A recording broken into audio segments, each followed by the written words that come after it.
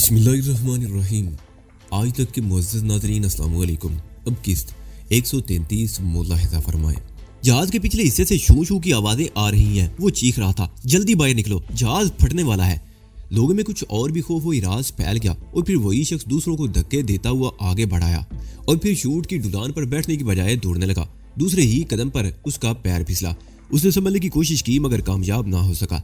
वो मुंह के बल गिरा और कलाबाजियां खाता हुआ चला गया। उसके मुंह से निकलने वाली चीखें बड़ी खौफनाक थी। लोग अफरा तफरी में शूट से उतर रहे थे। वो शख्स नीचे रेत पर पड़ा माही बेआब की तरह तड़प रहा था।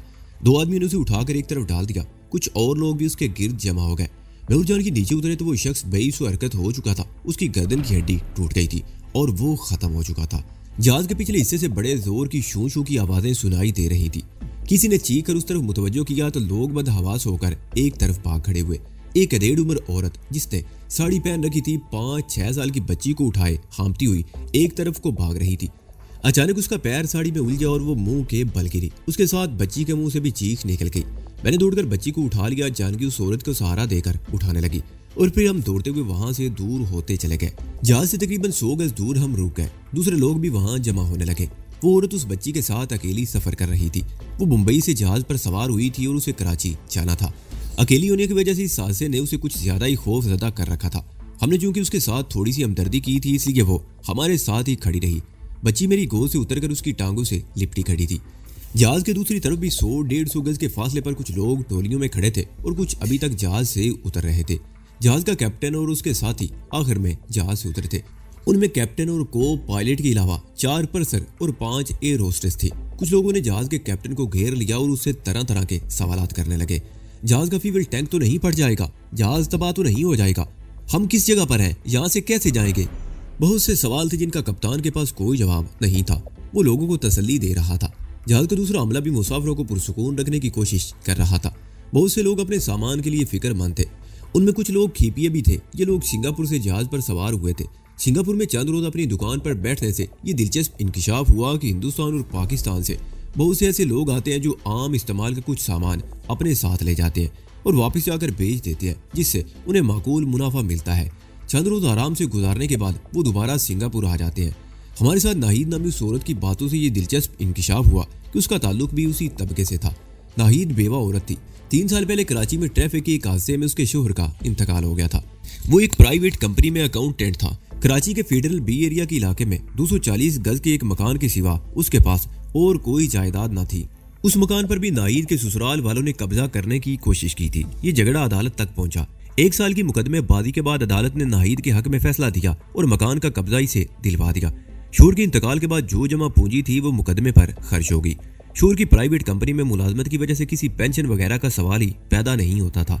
नाहिद इंटर पास थी। इसे कोई अच्छी मुलाजमत तो नहीं मिल सकती थी। अलबत्ता महल्ले में एक प्राइवेट स्कूल में प्राइमरी के बच्चों को पढ़ाने की नौकरी मिल गई। तनख्वाह सिर्फ 1500 रुपए थी। फारिग वक्त में लोगों के कपड़े सीकर वो अपनी गुजर औकात कर रही थी। इसी दौरान में नाहिद की मुलाकात सदर में इलेक्ट्रॉनिक्स का कारोबार करने वाले सुल्तान अहमद नामी एक आदमी से हो गई। उसने नाहिद को सिंगापुर के फेरे लगाने की पेशकश की। माकूल मुआवजे के लालच में नाहिद ने यह पेशकश कबूल कर ली। सुल्तान अहमद ही ने उसे पासपोर्ट बनवा दिया था। नाहिद तकरीबन 1.5 साल से ये फेरे लगा रही थी और इस मरतबा वो अपनी बेटी बबली को भी साथ ले आई थी, मगर बदकिस्मती से यह हादसा पेश आ गया। नाहिद को अपनी बेटी और उस सामान की फिक्र थी जो हजारों रुपए मालियत का था और जहाज के लीकेज होल्ड में रखा हुआ था। जहाज के तमाम मुसाफिर एक जगह जमा हो चुके थे। उनमें कई लोग क्रैश लैंडिंग के दौरान में लगने वाले झटकों से जख्मी हुए थे। जहाज के दरवाजों से बदहवासी में छलांग लगाने वालों में एक आदमी की टांग टूट गई थी और वो थोड़ी थोड़ी देर बाद चीख रहा था। एक मुसाफिर हलाक हुआ था। ये वही शख्स था जिसने शूट से दौड़ते हुए उतरने की कोशिश की थी और कलाबाजी खाता हुआ जमीन तक पहुंचा था। उसकी लाश को एक चादर से ढांप दिया गया था। 1 घंटा गुजर गया। जहाज में ना तो आग लगी और ना ही फ्यूल टैंक फटा। लोग जहाज के कैप्टन और दूसरे अमले को घेरे हुए थे कि वो यहाँ से निकलने का कोई हल तलाश करे। जहाज का कैप्टन को पायलट और 2 पर्सन को इशारा करता हुआ जहाज की तरफ चल पड़ा। मेरे साथ 2 आदमी भी उनके पीछे चलने लगे। जहाज का कैप्टन और उसके साथी तो किसी तरह शूट पर चढ़ गए, मगर हम नीचे ही रहकर जहाज का मुआयना करने लगे।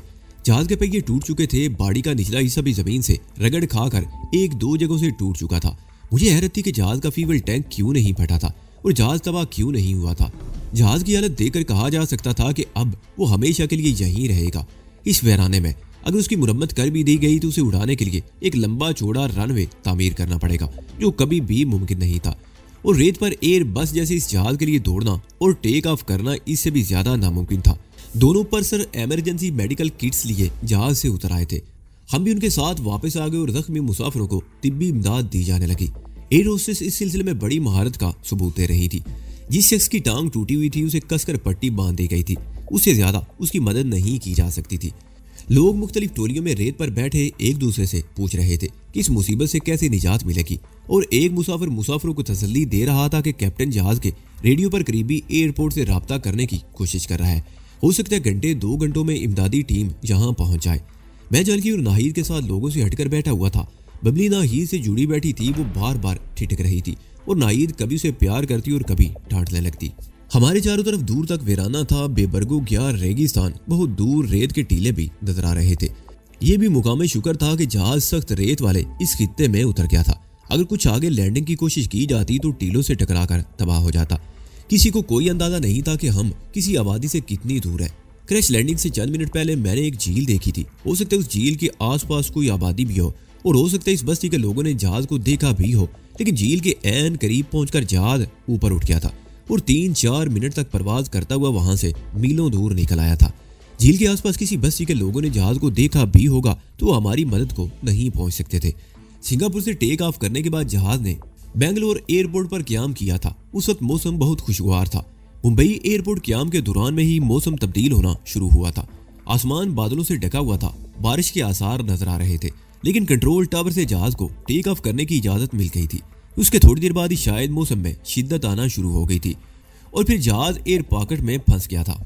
कैप्टन ने शायद SOS का सिग्नल नशर कर दिया था और उसके कुछ ही देर बाद एयर होस्टेस ने ऐलान किया था कि जहाज को जोधपुर एयरपोर्ट की तरफ ले जाने की कोशिश की जा रही है, लेकिन जहाज तेज हवाओं के गिरदाब में फंस गया था और पायलट की वो कोशिश नाकाम हो गई थी, लेकिन उसकी दानत और महारत ने जहाज को तबाह होने से बचा लिया था और इस रेगिस्तान में क्रैश लैंडिंग करने में कामयाब हो गया था। इस वक्त 5 बज रहे थे। आसमान पर गहरे बादल थे और तेज हवा के झक्कड़ चल रहे थे। थोड़ी थोड़ी देर बाद किसी तरफ कोई बगोला भी दिखाई दे जाता था और ये गनीमत था कि इस जगह जमीन सख्त थी और ज्यादा रेत नहीं उड़ रही थी। अगर यहाँ रेत नरम होती तो यहाँ इस तरह बैठना मुश्किल हो जाता। मुसाफिरों को परेशानी तो थी, लेकिन ये इत्मीनान भी था कि पायलट जहाज के रेडियो पर किसी करीबी एयरपोर्ट से राब्ता करने की कोशिश कर रहा था। अगर कहीं राब्ता हो गया तो ज्यादा से ज्यादा इन 2 घंटों में कोई इमदाद पहुंच जाएगी। 1 घंटे बाद कैप्टन और को पायलट जहाज से उतर आए थे। बहुत से लोग उनकी तरफ चल दिए थे और उन्हें रास्ते ही में जा लिया। मैं अपनी जगह पर बैठा रहा। कैप्टन एक छोटे से जुलूस की सूरत में इस जगह पहुंचा। दूसरे लोगों ने भी उसे घेर लिया। इमदादी पार्टी कब तक यहाँ पहुंचेगी कप्तान साहब? वो लोग यहाँ कैसे पहुंचेंगे? क्या वो लोग हेलीकॉप्टर पर आएंगे? कैप्टन पर सवालात की बौछार हो रही थी और वो खामोश खड़ा लोगों की शक्लें देख रहा था। क्या बात है कैप्टन साहब? एक और आदमी ने कहा। आप कुछ बताते क्यों नहीं? इमदादी टीम यहाँ कब तक पहुंचेगी? कैप्टन ने मुड़कर सवाल करने वाले शख्स की तरफ देखा, फिर बोला, जहाज का रेडियो सिस्टम खराब हो गया है, हमारा किसी से राब्ता नहीं हो सका। एक लम्हे को तो यूं लगा जैसे सबको सांप सूंघ गया हो। सन्नाटा छा गया और फिर मक्खियों की सी बिनबिनाट सुनाई देने लगी। लोग पहले सरगोशियां करते रहे, फिर उनकी आवाजें बुलंद होती चली गई। हर शख्स की जबान पर एक ही सवाल था, अब क्या होगा? किसी आबादी से मीलों दूर बेपरगो गया रेगिस्तान में बेयारो मददगार पड़े रहने का तस्वुर ही लर्ज़ाखेज था। आप लोग शांत रहिए, कैप्टन की आवाज सुनाई दी। क्रैश लैंडिंग से पहले हमने SOS का सिग्नल दिया था। यूं भी किसी न किसी बस्ती से हमारे जहाज को देख लिया होगा। हो सकता है किसी बड़े शहर तक ये खबर पहुंच जाए और हमारी तलाश शुरू हो जाए। हमें इंतजार करना होगा। मौसम के तेवर बिगड़े हुए हैं, एक आदमी ने कहा। कैसे खौफनाक मौसम में ऐसी कोई तवक्को की जा सकती है? मायूस ना हो, कैप्टन ने कहा। उम्मीद है कि जल्दी कोई ना कोई इमदादी पार्टी इस तरफ आ जाएगी। कैप्टन मुसाफिरों को तसल्लियां देता रहा और लोग तरह तरह के खदशात का इजहार करते रहे। सबसे बड़ा खदशा ये था कि अगर कोई इमदादी पार्टी ना पहुंच पाई तो क्या होगा? मुसाफिरों में जख्मी भी थे और छोटे बच्चे भी। खुराक की सूरत हाल का इल्म नहीं था। आया जहाज पर इतनी खुराक मौजूद थी कि 1-2 वक्त तक तकरीबन 200 मुसाफिरों की जरूरत पूरी हो सके। इस होलनाक वीराने में रात बसर करने का तसव्वुर ही होलनाक था। 5:30 बज चुके थे। आसमान पर गहरे बादलों की वजह से कुछ अंधेरा सा था। कुछ देर बाद शाम हो जाएगी और अंधेरा गहरा हो जाएगा और उसके बाद किसी इमदादी पार्टी के आने का सवाल ही पैदा नहीं होता था। हवा का जोर टूट चुका था। मौसम अगरचे बदतरीन पुरसुकून होता जा रहा था, मगर लोगों के दिलों में एक अनजाना सा खौफ तारी था। अगर कोई इमदादी पार्टी ना पहुंची तो क्या होगा? ओके, वो देखो कोई आ रहा है, एक आदमी चीख उठा। मैंने चौंक कर उस तरफ देखा। दाईं तरफ बहुत दूर 2 घुड़सवार दिखाई दे रहे थे और फिर उनकी तादाद में बतदरीज इजाफा होता चला गया।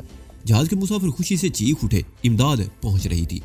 मेरा ख्याल था कि वो दूर की किसी बस्ती के लोग थे जिन्होंने इस जहाज को गिरते हुए देखा था और इसकी तलाश में इस तरफ निकल आए थे। उन घुड़सवारों की तादाद 15 और 20 के दरमियान थी। फासला बतदरीज कम होता जा रहा था। तकरीबन 10 मिनट बाद वो इतना करीब आ गए कि हम उनकी शक्लें देख सकते थे। उन घुड़सवारों को देखकर मेरा माथा ठिंका। उनके हुलिये बहुत अजीब थे। कई आदमियों ने डांठे बांध रखे थे और उनके चेहरे छुपे हुए थे। राइफल हर एक के पास नजर आ रही थी। हर एक की कमर पर बेल्ट बंधे हुए थे जिनमें कारतूस भरे हुए थे। मेरी तरह कुछ और लोगों के ज़हनों में भी कुछ खदशात उभरे होंगे जिनका इज़हार उनके चेहरों से भी हो रहा था। वैदान, जानकी ने मेरी तरफ झुकते हुए सरगोशी की। ये लोग हमारी मदद को तो नहीं आए। ये तो डाकू हैं। हमारे खदशात बिल्कुल दुरुस्त साबित हुए। उन घुड़सवारों ने करीब आते ही हवाई फायरिंग शुरू कर दी और इस तरह फैल गया जैसे हमें घेरे में लेना चाहते हो। फायरिंग से औरतें और बच्चे चीखने चिल्लाने लगे। मर्द भी खौफजदा हो गए। अजीब सूरत पैदा हो गई थी। हम तो पहले ही मुसीबत में गिरफ्तार थे और अब डाकू के इस गिरोह ने हमें घेर लिया था। जहाज के मुसाफिरों में से किसी के पास असला नाम की कोई चीज न थी, जबकि डाकू पूरी तरह मुसल्ला थे। उनसे मुकाबला करने का तो सवाल ही पैदा नहीं होता था। लेकिन मेरा ख्याल था कि कोई ऐसी सूरत पैदा नहीं होगी। ये लोग डाकू जरूर थे लेकिन इंसान तो थे। हमारी मुसीबत देखकर लूट मार का ख्याल देहन से निकाल देंगे और हमारी मदद करेंगे। मगर मेरा ये ख्याल गलत निकला। वो डाकू थे जिनके दिल में रहम और हमदर्दी जैसे जज्बात बिल्कुल ना थे। सब लोग एक जगह खड़े हो जाओ। किसी ने गड़बड़ करने की कोशिश की तो गोलियों से भून दिए जाओगे, एक घुड़सवार ने चीख कर कहा। उसकी उम्र 35 और 40 के दरमियान रही होगी। लंबा कद, मजबूत जिस्म, सर के बाल बेतहाशा बढ़े हुए थे। उसके हाथ में ऑटोमेटिक राइफल थी। सीने पर क्रॉस करते हुए 2 बेल्ट थे जिनमें गोलियां भरी हुई थी। उसकी मोटी मोटी आंखों में खून जैसी सुर्खी तैर रही थी। उसकी शक्ल देख कर ही खौफ आता था। उसके दूसरे साथियों के भी हुलिये उससे मुख्तलिफ नहीं थे। देखो मिस्टर, जहाज का कैप्टन आगे बढ़ गया, तुम देख रहे हो कि हम लोग पहले ही मुसीबत में गिरफ्तार हैं। हमारे साथ औरतें भी हैं, बच्चे भी और कुछ मुसाफिर जख्मी हैं। हमारे जहाज का रेडियो खराब हो चुका है। किसी तरफ से इमदाद की तवक्को नहीं।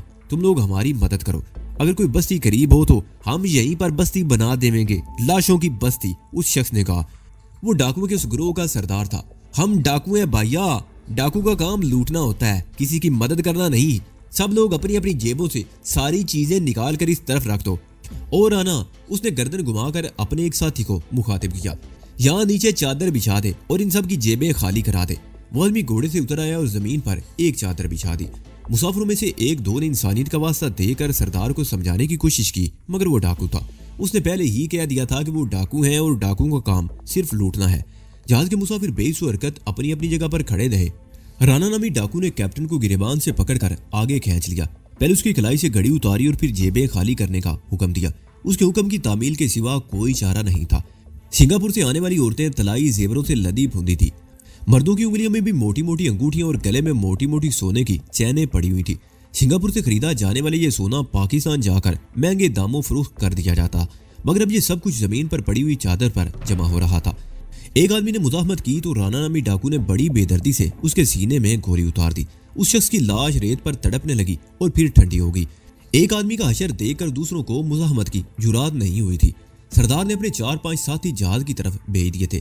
कुछ देर बाद वो भी मुसाफिरों का वो सामान नीचे फेंकने लगे जो हैंड बैग के तौर पर मुसाफिरों ने दौरान सफर अपने पास रखा हुआ था। उनमें इलेक्ट्रॉनिक का भी बहुत सा सामान था। डाकुओं की लूट मार जारी थी। किसी की आवाजारी उन पर असरअंदाज नहीं हो रही थी। मुसाफिरों की जेबों से सब कुछ निकलवा लिया गया था। उनकी घड़ियां, अंगूठियां भी उतरवा ली गई थी। औरतों के जेवर उतरवा लिए गए। एक बच्ची के कानों से सोने की बालियां नोच ली गई थी। मुजाहमत करने का मौका नहीं था। एक का अंजाम सब लोग देख चुके थे। किसी और में एहतजाज या मुजाहमत की हिम्मत नहीं थी। ऐसा करना खुदकशी के मुतरादिफ था। दूसरे डाकू भी जहाज में से बहुत सा सामान नीचे फेंक कर बाहर आ गए थे। उन्होंने कीमती सामान चादरों में जमा कर लिया था। शाम का अंधेरा फैलने लगा। डाकुओं की सरगर्मियां जारी थी। एक औरत अपना लाकट छुपाने में कामयाब हो गई थी, मगर इत्तेफाक से वो लाकट एक डाकू की नजरों में आ गया। उसने आगे बढ़कर औरत के गले पर हाथ डालकर लाकट नोच लिया। पीछे हटते हुए वो अचानक रुक गया। उसकी नजरें औरत के सरापा का जायजा लेते हुए उसके चेहरे पर मरकूज हो गई। सरदार, वो चीखा, क्या ये खजाना यहीं छोड़ जाओगे? देखो तो यहाँ कैसे कीमती हीरे हैं। वो उस औरत को कलाई से पकड़कर खींचता हुआ सरदार की तरफ ले जाने लगा। औरत बुरी तरह चीखते हुए अपने आप को छुड़ाने की कोशिश कर रही थी। एक आदमी ने आगे बढ़कर उसे छुड़ाने की कोशिश की तो एक और डाकू ने बड़ी फुर्ती का मुजाहरा करते हुए अपनी राइफल का बट पूरी कुव्वत से उसके सर पर रसीद कर दिया। अधेड़ उम्र शख्स चीख कर गिरा और फिर उसकी आवाज नहीं निकली। उसकी खोपड़ी पाश पाश हो गई थी। बाद लोगों के मुंह से चीखें निकल गई थी। ये जहाज के मुसाफिरों में दूसरा बेगुनाह था जो इन बेरहम डाकू की सफाकी का शिकार हुआ था। तकरीबन 200 अफराद का मजमा इस तरह खामोश था जैसे सबको सांप सूंघ गया हो, और फिर फायरिंग की आवाज से सन्नाटा टूट गया। सरदार ने गन ऊपर उठाकर एक ब्रेस्ट चला दिया था। गोलियों की आवाज देर तक वीरानों में गूंजती रही और फिर बच्चों की चीखें सुनाई देने लगी। औरतें खौफजदा होकर मर्दों के पीछे छुपने लगी, मगर उनकी ये कोशिश बेकार साबित हुई। सरदार का इशारा पाकर 4 डाकू आगे बढ़े और 4 औरतों को घसीटते हुए मजमे से बाहर निकाल ले गए। वो चारों बेहद हसीन थी। उनमें एक की उम्र 18-19 साल रही होगी। उसने जीन्स और टी शर्ट पहन रखी थी। दूसरी 22-23 साल से ज्यादा की नहीं थी। उसने शलवार कमीज पहन रखी थी। उसके फिगर गैर मामूली थे। बाकी 2 औरतों की उम्रें 30-32 के लगभग रही होगी। वो भी बेहद हसीन थी। जानकी और नाहिद के चेहरे भी खौफ से पीले पड़ रहे थे। वो समझ गई थी कि जिन औरतों को डाकुओं ने अपने कब्जे में लिया था उनका क्या हशर होने वाला था। मैं भी समझ गया कि डाकू उन औरतों को अपने साथ ले जाएंगे और उस वक्त तक उनकी बोटियां नोचते रहेंगे जब तक उनमें दम बाकी रहेगा, और फिर उन्हें मौत के घाट उतार दिया जाएगा। नाहिद हमसे जरा दूर हटकर 2 आदमियों के पीछे छुपने की कोशिश कर रही थी। नन्ही बबली भी उसकी तरफ लपकी। इस तरह नाहिद एक डाकू की नजरों में आ गई। उसने लपक कर नाहिद को पकड़ लिया और एक तरफ घसीटने लगा। बबली चीखती हुई नाहिद से लिपट गई। डाकू ने उसे दूसरे हाथ से पकड़कर दूर फेंक दिया। बबली उठकर दोबारा मां की तरफ लपकी तो डाकू ने जोरदार ठोकर रसीद कर दी। वो चीखती हुई उछलकर दूर जा गिरी। एक आदमी ने जल्दी से आगे बढ़कर उसे उठा लिया और चीख कर उस डाकू को बुरा भला कहने लगा। वो डाकू भयानक अंदाज में क्या लगाता हुआ नाहिद को घसीटता रहा। नाहिद अपने आप को छुड़ाने के लिए मुजाहमत करती रही। इस खैंचा तानी में उसकी साड़ी भी उसके जिस्म से अलग हो गई थी और अब उसके जिस्म पर सिर्फ चंद कपड़े रह गए थे। नाहिद ने मौका पाकर दांत उस डाकू के बाजू पर गाड़ दिए। डाकू बिलबिला उठा मगर नाहिद ने उसे नहीं छोड़ा। डाकू ने दूसरे हाथ से एक जोरदार घूंसा नाहिद की कनपटी पर रसीद कर दिया। नाहिद चीख उठी। डाकू के बाजू से गोश्त का एक लोथड़ा लटक गया। नाहिद के मुंह से भी खून टपक रहा था। डाकू ने अपने जख्मी बाजू को देखा और फिर गोया उस पर जुनून तारी हो गया। वो नाहिद पर झपट पड़ा। उसने नाहिद को गिरफ्त में लेकर दांत उसके जिस्म पर गाड़ दिए। नाहिद की खौफनाक चीखें और दूसरे डाकुओं के वहशतनाक कहके फजा में गूंज रहे थे। मैं अपनी जगह पर खामोश खड़ा ये तमाशा देखता रहा। मुझे औरतों की ये तजलील बर्दाश्त नहीं हो रही थी, मगर मैं बड़ी मुश्किल से अपने आप पर काबू पाए हुए था। 2 आदमी को हशर में देख चुका था। अगर मुकाबला 10-10 होता तो मैं अब तक 2-4 को ढेर कर चुका होता, मगर वो सब आतिशी असले से लैस थे। उनके साथ पंगा लेना खुदकशी के मुतरादिफ था। इसके सिवा कोई चारा नहीं था कि मैं दूसरों की तरह खामोश तमाशाई बना रहूं। एक डाकू ने वो चादर समेट कर एक गठरी सी बना ली जिसमें मुसाफिरों से लूट का माल जमा किया गया था। वो गठरी सरदार के हवाले कर दी गई। जहाज की तरफ से भी दूसरे डाकू वापस आ गए। उन्होंने भी कई गठरियां अपने घोड़ों पर लाद रखी थी। उन औरतों को भी डाकू ने अपने घोड़ों पर बिठा लिया जिन्हें माले गनीमत समझकर उन्होंने अपने कब्जे में किया था। वो औरतें अगरचे बुरी तरह मचल रही थी, लेकिन हट्टे कट्टे तनुमन डाकुओं ने उन्हें काबू में कर रखा था। बबली उस शख्स की गोद में बुरी तरह मचल रही थी। उसकी चीखें दर्दनाक थी। सरदार ने एक बार फिर हवाई ब्रेस्ट मारा और हुजूम की तरफ देखा। उधर एक बस्ती या कई कोस दूर वो कह रहा था, हम वहां के लोगों को बता देवेगा, वो सवेरे तक तुम्हारी मदद को पहुंच जाएंगे। यहाँ तुम्हें कोई खतरा नहीं, आराम से रात गुजार लियोगे। आराम से रात गुजार लेने वाली बात उसने इस तरह कही थी जैसे हमें किसी बहुत शानदार किस्म के रेस्ट हाउस में छोड़े जा रहा हो। यहाँ कम से कम 2 दर्जन अफराद जख्मी थे। लाशों की तादाद 3 हो चुकी थी और वो हमें आराम से रात गुजार लेने का मशवरा दे रहा था। तमाम डाकू रवानगी के लिए तैयार हो गए। उनका रुख जहाज की तरफ था। शायद वो जहाज के करीब से गुजर कर किसी और तरफ जाना चाहते थे। वो 5 औरतों को अगवा करके साथ ले जा रहे थे जो घोड़ों पर लदी हुई थी और बुरी तरह चीख रही थी। अचानक मेरे पेट में बड़ी शिद्दत का मरोड़ उठा। मैं दोनों हाथों से पेट पकड़कर दौरा होता चला गया। यूं लग रहा था जैसे आंतों में गिरें पड़ रही हो। तकलीफ की शिद्दत से मेरे जबड़े भिज गए। ये कैफियत चंद सेकंड बरकरार रही, फिर दर्द की एक लहर पेट से सीने की तरफ मुंतकिल होने लगी। नाव पर जो बोझ पड़ा था वो बतदरीज कम होता चला गया। दर्द की वो लहर सीने में पहुंचकर बर्फ की ठंड की तरह पूरे सीने में फैलती चली गई और उसके साथ ही मैं पुरसुकून होता चला गया। क्या हुआ? तुम्हारी तबीयत तो ठीक है ना? जानकी ने झुककर मेरा बाजू पकड़ लिया। कुछ नहीं। मैं आहिस्ता आहिस्ता सीधा हो गया। अब मैं अपने आप को बहुत हल्का फुल्का महसूस करने लगा था और फिर मुझे यूं लगा जैसे मेरे जिस्म की सारी कुव्वत मेरी आंखों में समट आई। मैं उन डाकू की तरफ देखने लगा जो जहाज के करीब पहुंच चुके थे। डाकू जहाज के करीब रुक गए। एक डाकू दूसरे डाकू के घोड़े पर लदी हुई नाहिद को अपने घोड़े पर मुंतकिल करने की कोशिश करने लगा। उन दोनों डाकुओं में नाहिद के लिए खैंचा तानी हो गई। नाहिद की चीखें फजा में गूंज रही थी और फिर वो घोड़े से गिर गई। दोनों डाकू भी घोड़ों से उतर आए और नाहिद पर कब्जा करने के लिए एक दूसरे को नीचा दिखाने की कोशिश करने लगे। मेरी नजरें एक और डाकू की तरफ मुंतकिल हो गई। डाकू अपने दूसरे साथी पर पल पड़ा जिसने अपने घोड़े पर जीन्स और टी शर्ट वाली लड़की को दबोच रखा था। वो लड़की भी गिर गई और दोनों डाकू भी घोड़ों से उतरकर एक दूसरे से गुथम गुथा हो गए। मेरे अंदर की वो पुरस्कार कुव्वत बेदार हो गई थी जिसके लिए मैंने शाओलिन टेंपल तक का सफर किया था। बड़े मसाइब घटनाएं उठाई थी और अब मेरे अंदर की वो पुरस्कार कुव्वत मेरी आंखों में समट आई थी। मेरी नजरें डाकुओं के उस ग्रोह पर मुतहर्रिक थी और अब तमाम डाकू घोड़ों से उतरकर एक दूसरे से गुथम गुथा थे। सरदार पहले तो चीखता रहा, फिर वो भी अपने एक साथी पर पल पड़ा। जहाज के मुसाफिर हैरत से ये सब कुछ देख रहे थे। उनके लिए ये एक दिलचस्प तमाशा था। जो डाकू ने लूट कर उनके दरमियान से 5 औरतों को उठाकर ले जा रहे थे वो आपस में इस तरह लड़ रहे थे जैसे एक दूसरे के असली दुश्मन हो। डाकू तो उन औरतों के उसूल के लिए आपस में लड़ रहे थे और वो 5 औरतें मौका पाकर चीखती चिल्लाती हुई वहां से भाग निकली थी। डाकू की 10 बदस लड़ाई जारी थी और फिर एक फायर हुआ। किसी डाकू ने गोली चला दी थी और फिर 10 बदस लड़ाई एक बाकायदा महाज में तब्दील हो गई। डाकू एक दूसरे पर गोलियां बरसा रहे थे। नाहिद और दूसरी औरतें गिरती पड़ती करीब पहुंच गई। जानकी ने आगे बढ़कर नाहिद को संभाली और बबली दौड़कर नाहिद से लिपट गई। डाकू में जबरदस्त फायरिंग हो रही थी। चंद गोलियां जहाज की बॉडी में भी लगी थी। फजा फायर की आवाज से गूंज रही थी और फिर मैं जैसे होश में आ गया और इधर उधर देखने लगा। मुझे यूं लगा जैसे मैं नींद से बेदार हुआ हूँ। सीने पर बोझलपन और सर भारी महसूस होने लगा। मैंने सर को 1-2 झटके दिए और इधर उधर देखा। फायरिंग की शिद्दत में इजाफा हो गया और जहाज के मुसाफिर मारे खौफ के इधर उधर भाग रहे थे। बच्चों और औरतों की चीखने की आवाजें भी सुनाई दे रही थी। जहाज के आसपास गोलियों की बरसात देकर मैं जैसे होश में आ गया। मैंने झुककर बबली को गोद में उठाया और एक तरफ भाग खड़ा हुआ। जानकी भी नाहिद का हाथ पकड़े दौड़ रही थी। जहाज के मुसाफिर एक टीले के पीछे रुक गए। हम भी उसी तरफ दौड़ रहे थे। अचानक एक जोर का धमाका हुआ। यूं लगा जैसे एटम बम फट पड़ा हो। जानकी और नाहिद लड़खड़ा कर गिर पड़ी। मैंने मुड़कर देखा और मेरा दिल उछलकर हल्क में आ गया। डाकू में से किसी की गोली जहाज के फ्यूल टैंक में लगी थी और फ्यूल टैंक एक धमाके से फट गया था। जहाज के पर खचे उड़ गए। तारीख फजा रोशन हो गई। आग के शोले और धुएं के बादल आसमान की तरफ उठ रहे थे। हवा में उड़ते हुए जहाज के टुकड़े इधर उधर गिरने लगे। एक जलता हुआ टुकड़ा हमसे तकरीबन 20 गज के फासले पर गिरा। कुछ और टुकड़े आसपास गिरे। भागो यहाँ से, मैं चीखा। नाहिद उठने की कोशिश कर रही थी। मैंने एक हाथ से बबली को गोद में संभाले रखा और दूसरे हाथ से नाहिद को सहारा देकर उठा दिया। जानकी, नाहिद को संभालो और उस टीले के पीछे पहुंचो, जल्दी करो। हम लोग दौड़ते हुए टीले के पीछे पहुंच गए। जहाज के बहुत से मुसाफिर उसी टीले के पीछे पनाह लिए हुए थे। कुछ लोग किसी और तरफ भाग गए थे। रुको मत, इसी तरह चलती रहो, मैंने जानकी और नाहिद की तरफ देखते हुए कहा। हम तीनों टीले की दूसरी तरफ पहुंचकर भी रुके बगैर चलते रहे। मैं बार बार पीछे मुड़कर देखता रहा। जहाज अगरचे अब नजर नहीं आ रहा था मगर उठते हुए शोले दिखाई दे रहे थे। फजा में नारंगी सी रोशनी फैली हुई थी। हम तेज से चलते हुए लोगों से दूर पहुंच गए। आगे छोटे छोटे टीलों का सिलसिला शुरू हो गया। हम कभी उन टीलों के गिर्द घूमते हुए चलने लगते और कभी किसी टीले पर चढ़कर दूसरी तरफ उतर जाते।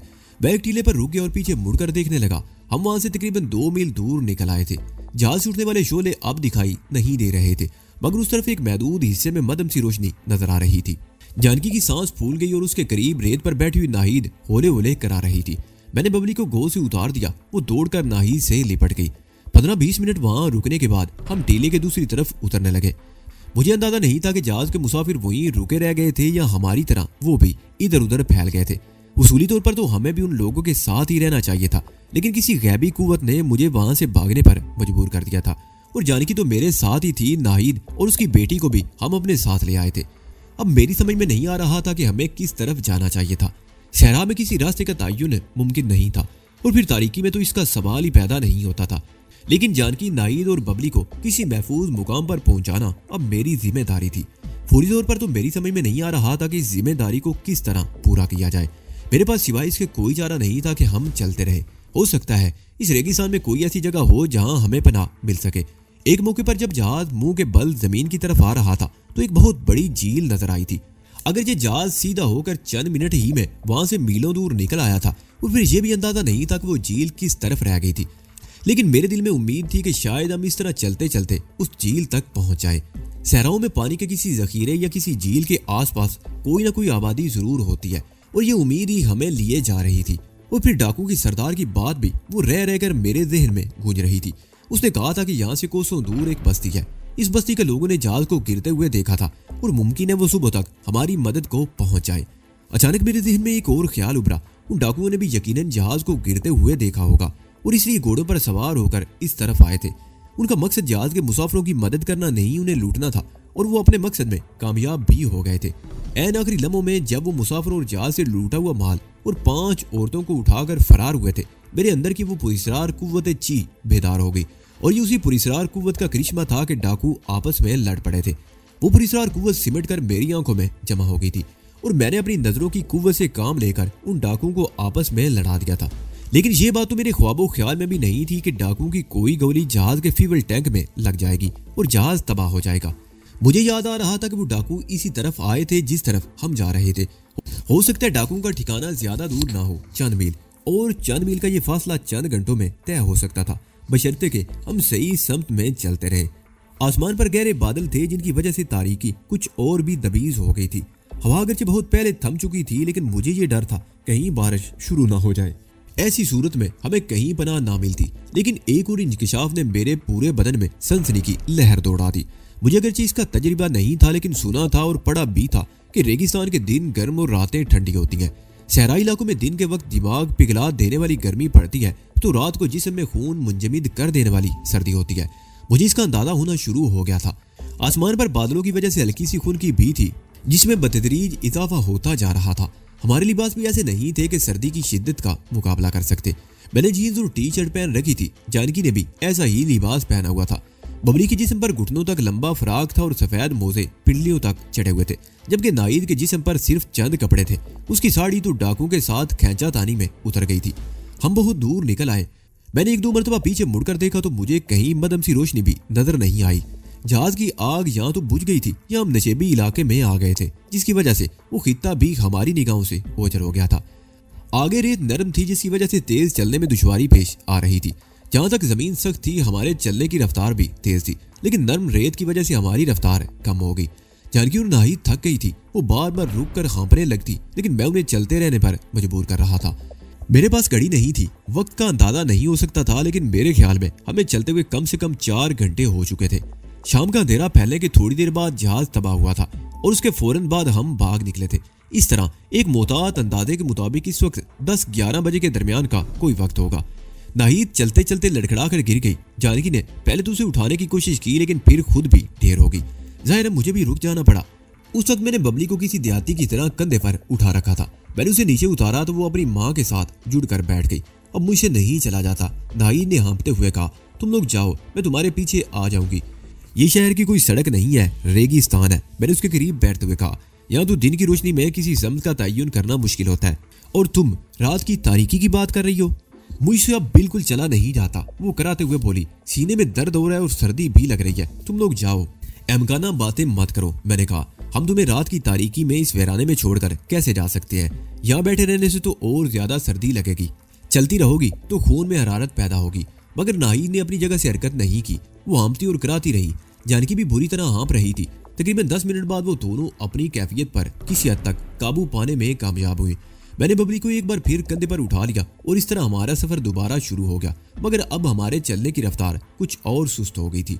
वो दोनों बार बार रुक जाती। नाहिद एक बार फिर गिर गई। मैंने उसे उठाने की कोशिश की तो चौंक गया। वो सर्दी से कांप रही थी। मैंने अपनी टी शर्ट उतार कर उसे पहना दी। मेरे जिस्म पर बुनियाद रह गई। सर्दी अगरचे मुझे भी लग रही थी, मगर मैं बर्दाश्त कर सकता था। पिछले कई बरसों के दौरान में मार्शल आर्ट की रियादत ने मुझे इस कदर सख्त जान बना दिया था कि मैं मौसम की सख्तियां बर्दाश्त कर सकता था। और फिर मेरे अंदर वो पुरस्रार कुव्वत पोशीदा थी जो मुझे मौसम की शिद्दत से बचा सकती थी। मेरा मतलब ची की कुव्वत से था। मैं इस पुरस्रार कुव्वत के बारे में पहले भी बता चुका हूँ। ये कुव्वत तो हर जानदार के अंदर पोशीदा होती है। सिर्फ इंसान एक ऐसी मखलूक है जिसे ये कुव्वत उजागर करने के लिए खासी रियादत करनी पड़ती है, और बहुत कम लोग इसमें कामयाब हो पाते हैं। मैं इस लिहाज से खुशकिस्मत साबित हुआ था कि अपनी रियाजत, खुद एतमादी और मास्टर रैंक पर मास्टर लीशी जान की तवज्जो और मेहनत से अपने अंदर पोशीदा और इस पुरस्रार कुव्वत को हासिल करने में कामयाब हो गया था। इस कुव्वत के बलबूते पर मैंने डाकुओं को आपस में लड़ने पर मजबूर कर दिया था। लेकिन जहाज की तबाही का मुझे अफसोस था, और अब मेरे अंदर की यही पुरस्रार कुव्वत मुझे मौसम की सख्ती से बचा सकती थी। जानकी की हालत भी अब गैर होने लग गई थी।